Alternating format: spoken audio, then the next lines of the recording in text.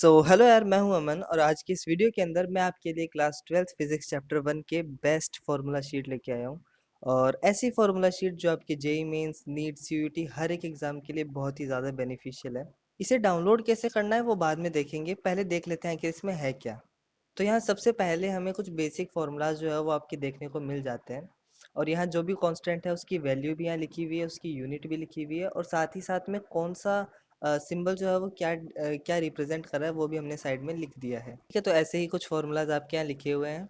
फिर बाद में आते हैं कुछ इंपॉर्टेंट फार्मूलाज जो कि like for example straight wire की वजह से किसी पॉइंट चार्ज पे क्या इलेक्ट्रिक फील्ड रहता है एक्स डायरेक्शन में, वाई डायरेक्शन में, वो सब लिखा हुआ है।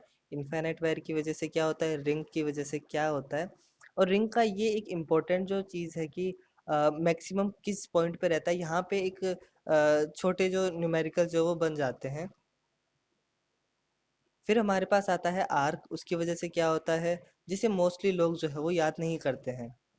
फिर हमारे पास में डिस्क की वजह से क्या है वो आता है। फिर है plane sheet of charge infinite.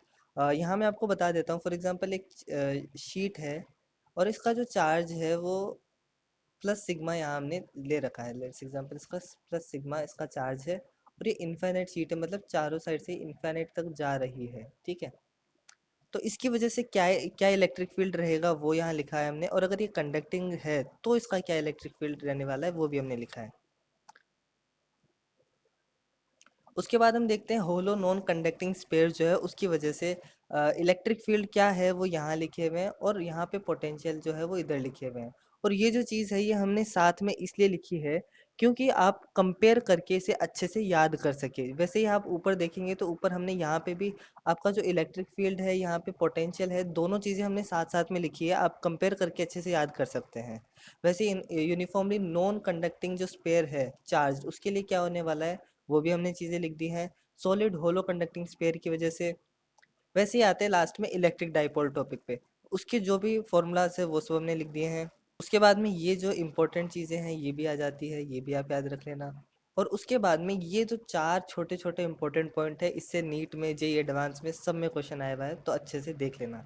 तो ये थी हमारी ये चैप्टर फर्स्ट की फार्मूला शीट। इसमें लगभग सारे ही फार्मूला हमने इंक्लूड कर दिए हैं। और ये आपको कहाँ से मिलेगी, ये आपको मिलेगी हमारे टेलीग्राम चैनल से। ये आपको हमारे टेलीग्राम चैनल से मिल जाएगी, इसका लिंक जो है वो डिस्क्रिप्शन में आपको मिल जाएगा।